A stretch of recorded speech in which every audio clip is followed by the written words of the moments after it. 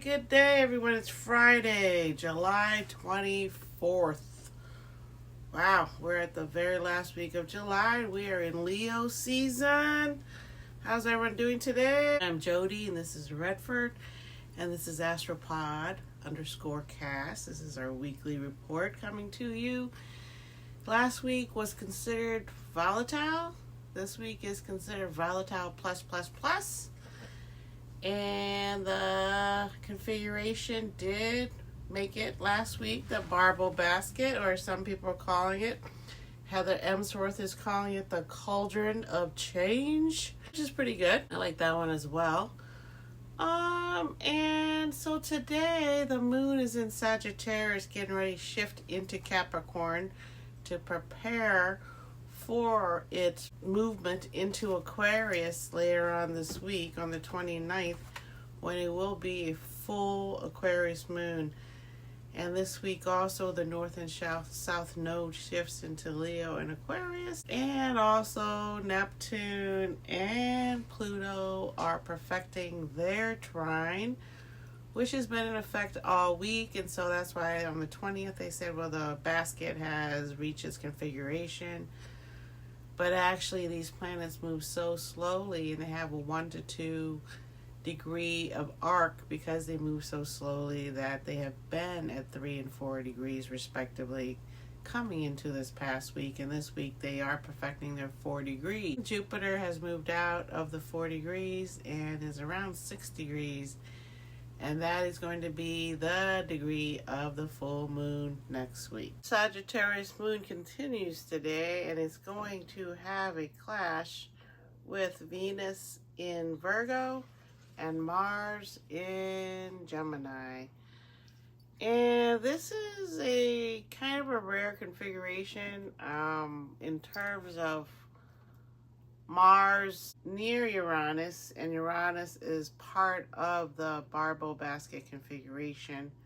And then Venus in Virgo again is where the south node is beginning to shift out of. We're dealing with a little mini triangle that is chaotic, and because it's a square. So squares bring energy into a situation. So a lot of times when you want movement in a situation and you want things to get going, you're looking for a square in opposition, whereas the sextile and the trines, which we have in the barbell basket according to astrologers, is a nice supportive energy. So if you want support, the barbell basket here to support humanity's evolution. And so this is happening the same time that Jupiter is still in its configuration opposing Pluto. Not so tight, but still involved in that. And the sun is getting ready to move and meet up with Jupiter. And we talked last week about the sun moving in and opposing Pluto in Aquarius at 4 degrees, and that's getting ready to happen as well. Saturday brings a lot of chaotic energy, the beginning of what Rick Levine calls a Thor's kite. Right now it is forming a Thor handle with this tiny square energy from Moon to Venus to Mars. But the effect is that the sun in Leo is still opposing Pluto enough to where it is a little bit of a energy that's quite strong. And so Rick Levine says here it's like an iron hammer, iron Thor's hammer, meaning that this is chaotic energy. It's the opposite of support. It's making you take things away through Pluto and making you release things with the moon, your emotions, squaring this configuration with Venus and Mars. And Venus is about what we want, what we value, and Mars is about our actions. So there's a lot going on with our personal planets tomorrow on Saturday. You can expect a lot of tension, a lot of friction, unless you just decide to take it easy and not pay attention to anybody, which is what I plan on doing tomorrow. I try not to listen to the news or do anything on the weekend, and that is my plan. Gardening and swimming in the pool was my plan. Neptune and Pluto exact sextile occurs on Sunday at 4 degrees and 20 minutes, and they're about 5 to 2 minutes apart from each other, so that's pretty exact. Especially with these outer planets, all this energy is really rare as it is, but where they're positioned is really what's unique. And they are going to have 13 to 14 more meetups here as they're in Aries and Aquarius. With this configuration, because it's Neptune, the dreamer, the psychic, the person that can see beyond the veil, and then Pluto, who's here to take everything in and see what's not working and completely dismantle it and begin again. It doesn't fix, it begins again. So the psychic ability is quite strong with Neptune here at 4 degrees in Aries, the fire cardinal sign. And Neptune is in between Uranus and Pluto in their triangle configuration. So Neptune's playing a big role here in the changing of humanity's ability to dream and imagine and use their abilities in their intuition to make what they dream real into reality. Neptune dissolves and Pluto dissolves completely. But Pluto can get a little bit of a bad rap. The Grim Reaper, they're saying, is not really Pluto. It is Saturn. Saturn is the original furthest planet that the people could see from the Earth. So it is about boundaries. And now they're starting to say, since Neptune's been discovered, that Neptune is the one that shows the reality, and Saturn is the one that dissolves reality through its need for control and boundaries.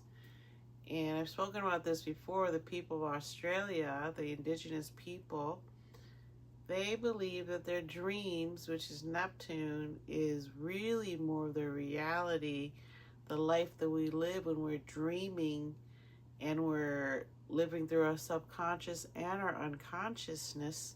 That is our true life, and that the waking life is what Capricorn, Saturn, shows us. Saturn is the ruler of Capricorn and the ancient ruler of Aquarius, where Pluto is now. So they say, well, you know, Special Brooke Levine was speaking about this, is that Neptune is the real world that we exist in, but when we're only asleep. And that in our waking world, this is the illusion, the meta, what's not real. And this is where we have been misunderstanding reality and ourselves in this world. And so we are able to be given the Kool-Aid to drink, to where we are delusional about our lives and the lack of personal power we have through millennia of being used as slaves or as servants, to where we don't feel like we have the ability to be a king or a queen or to be rich. We have the mindset of being poor, being less than, because of the way colonialism went and the way that rich people forever in our time period have always been power over and trying to use fellow mankind for badness, at least for the past 6,000 years. Anyways, that's how long it's been going on. So we are really in a deep, deep situation with Neptune and Pluto, where Neptune is trying to dissolve and show us the truth. And Pluto is going to help Neptune do that as Saturn starts to understand that it is the meta. It is putting borders and constructions up of institutions that aren't real. They're just a prison for our brains, for our soul, for our hearts to follow the rich and the powerful and the scary people, the bullies that will kill you if you don't listen to them.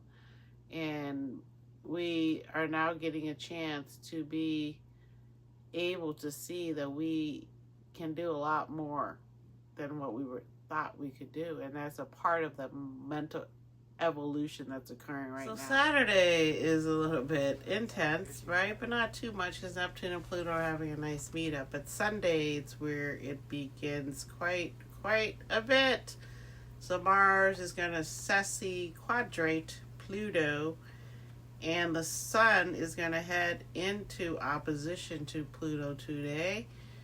And the Sun-Pluto opposition is going to bring in deep, dark things that have been hidden for so long in our ego, in the core identity of who we relate to, who we think we are. There will be a huge flashlight shining on it, which is the Aquarius Full Moon coming up, because again, this is Pluto, Sun-Pluto opposition, right?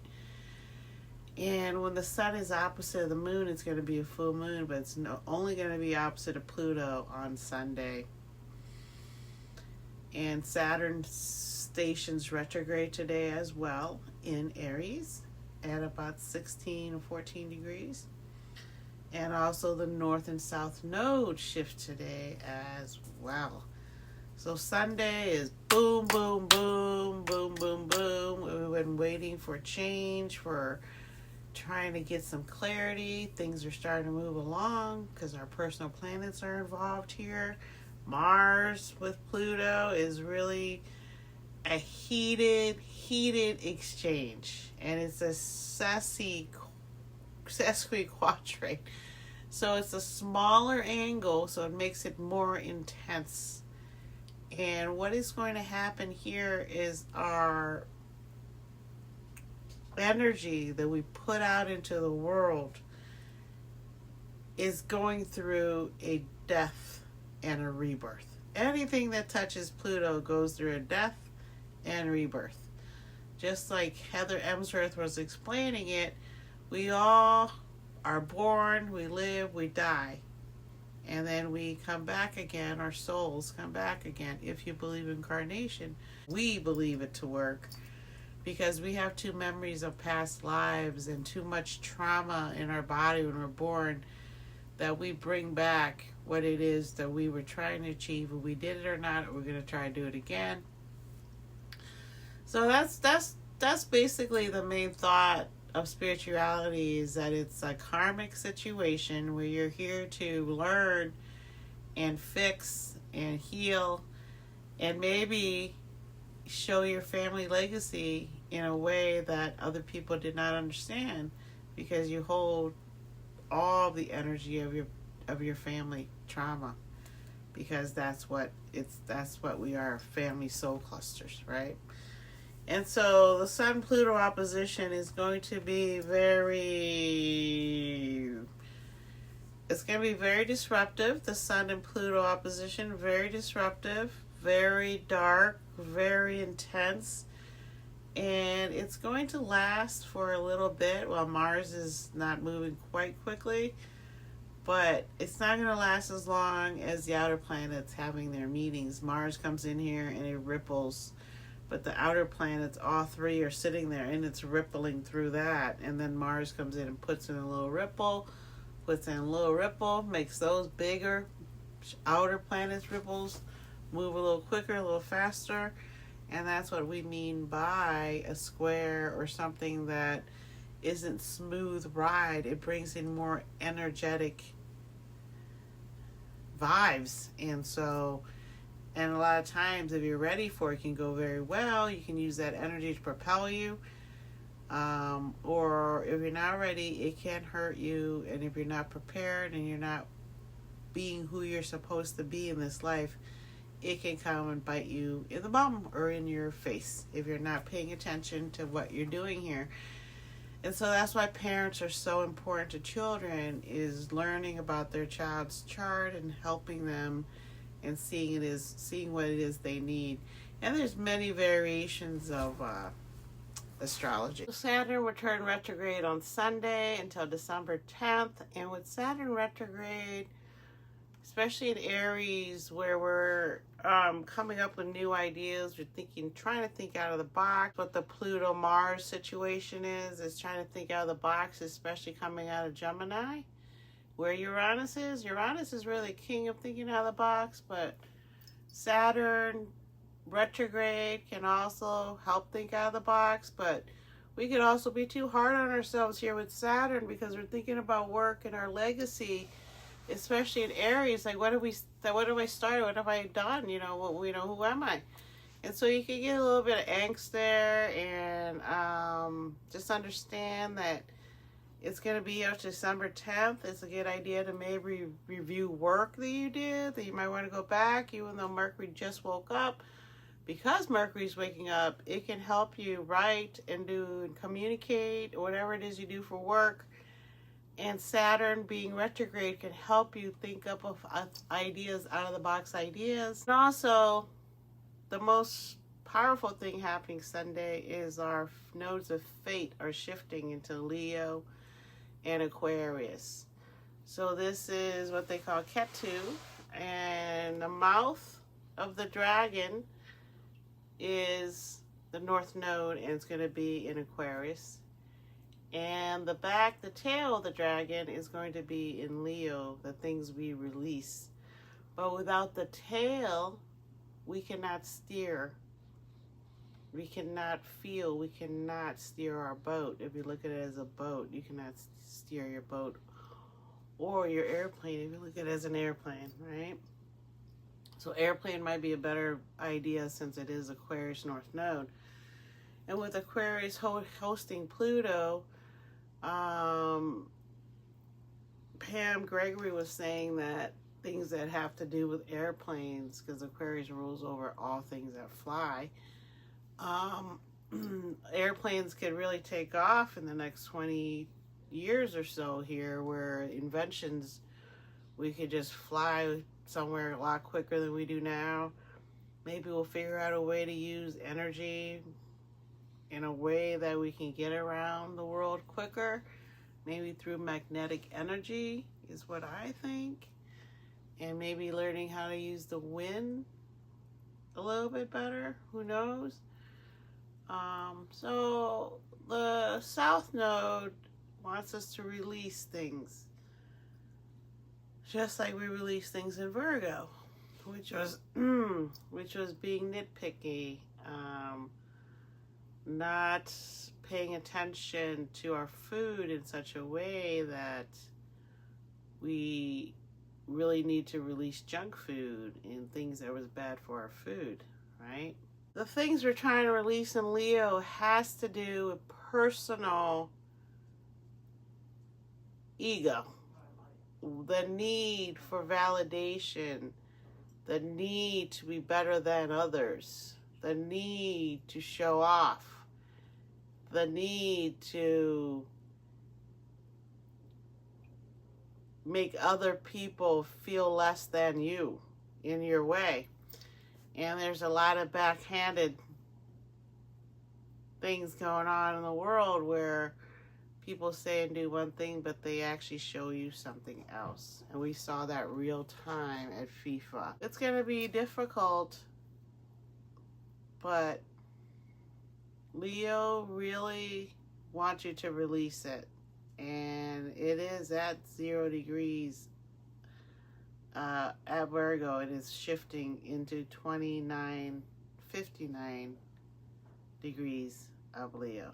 And the thing is that this is sitting on Regulus, the star, the heart of the Leo. And so this releasing of this energy through Leo is super, super important and powerful right now. Now, if it was the North Node, you could lean into yourself and promote yourself more in your pages or whatever you do. But in Leo, you need to release that need for validation and that need to be better than others, and lean into the Aquarius team building, where Aquarius wants everyone to be equal. Is it socialist? Is it republic? It's a democracy. What the Greeks dreamed up a long time ago that still hasn't come to fruition, really. So it's not perfect, the human condition, but we do have a chance here to start making it more balanced, and it's going to take probably another thousands of years just to get to the point where we even have black people that are free now, not slaves. And that took a long time to happen as well, where we don't have slaves in the world, supposedly. Unless you're like Epstein, you have girls as slaves, which is happening still. Next huge thing that's happening this week is the Aquarius Full Moon, which I spoke a little about in the beginning. And so what's happening is that the Sun in Leo is going to conjunct Jupiter and then oppose the full moon in Aquarius, which is conjunct Pluto. So this is about 4 to 6 degrees, and it's super powerful, with the North and South Node also involved a little bit here, having moved in the other day that we talked about. So this is a very karmic energy, as I was just speaking about what to release in the North and South Node, right? So with the full moon in Aquarius being highlighted, we are leaning into what we can do for others, our community, whatever our community might be. Your community could be your town, could be your state, could be your country, could be your group of people that you hang out with. It could be a group of people you work with. It could be a group of people you have the same dreams of. It could be any group that is a group of people coming together, thinking outside the box, hoping to help humanity, trying to come together and help people, not just ourselves, not just myself, not just yourself, but everyone. Like I volunteered Sundance Film Festival. That is my Aquarius area of life where I go and I hang out with people like me, and we help people come into the theater to enjoy Sundance Film Festival, because it is a non-profit. So we help that out because we don't get paid. And it's one of the best experiences ever. The Sun with Jupiter is really pushing the light extra bright onto the moon in Aquarius. And this has made the handle of the barbell basket stronger. Also with Neptune and Aquarius coming in here, the basket handle's a lot stronger. And then the rest of it, all these planets are still pinging each other in their trines and sextiles. And so it's a really great feeling. It's a good time. It's just that it can be volatile because Uranus is also involved in this configuration, and the moon is involved in this configuration. A lot of personal planets involved here, like the moon, the most personal planet, and the sun, to where there could be things happening that we don't know what's going to happen, because these anorec degrees are quite powerful. And we've never been here before, so we all have to kind of sit back and watch what's going to happen. And then the moon is now in Capricorn, moving through until the end of the week, and then we come back again next Friday.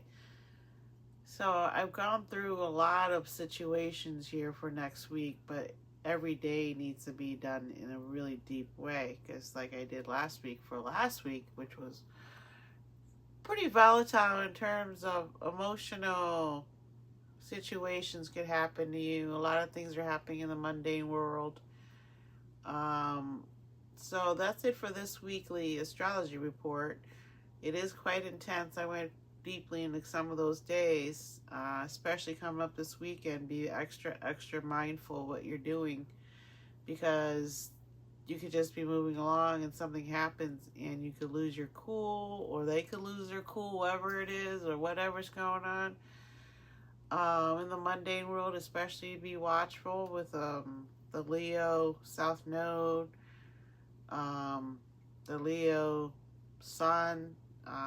It's all pinging across now, and the Sun's quite powerful here, and is facing Pluto, and Pluto's quite powerful here. And then Mars again, it had its square to Pluto in the very beginning of the week.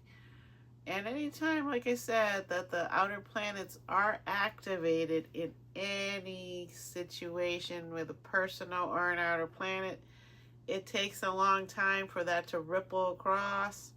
So you might not expect anything to happen this week, or you might think, oh, there's nothing going on even last week. But if you pay attention and you see what's happening, you'll see that over time, especially as Mercury is now stationing forward and it's starting to move back to that 26 degrees of Cancer, from 16 back to 26, that's 10 degrees it's going to go over before it heads into Leo. And then Mars is going to move into Cancer as well.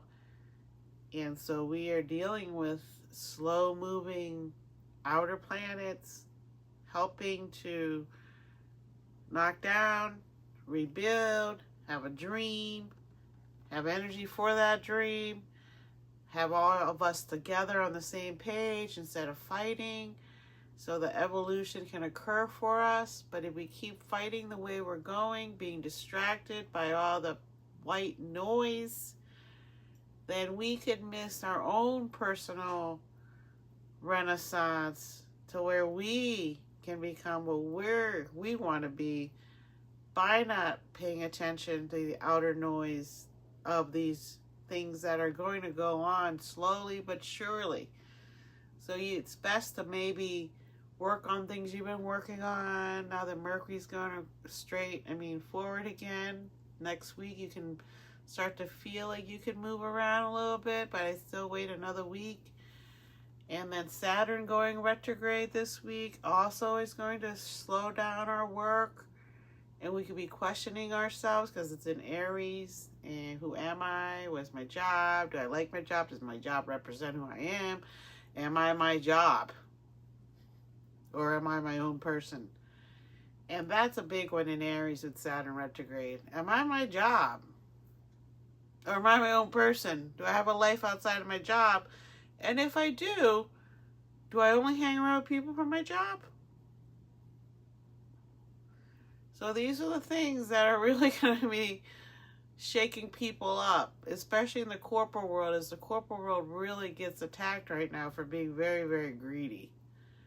And I heard today there's going to be a bill trying to get passed where we start Medicaid for kids when they're young and they're cheap because they're still healthy. So that's a great idea. That's kind of the thing with Roots of Empathy. Now if you can implement Roots of Empathy into the public school system, we can have a very empathetic, healthy, loving new bunch of kids growing up that will not want to take power over other people. So everything is so exposed now in the world that everything we used to think was, no. I thought it was true. I'm a hippie. I'm a tree hugger. That's me. That's about it. And come check me out on Patreon. It's the last week for subscribing for $3 a month. And I will send you a moon horoscope. So come by and I will go into more detail about each day this week. Okay? Thank you guys. Welcome to Leo season. I'll talk to you guys next week. Bye. Love you. Take care. You too, spiritual kids. Love you.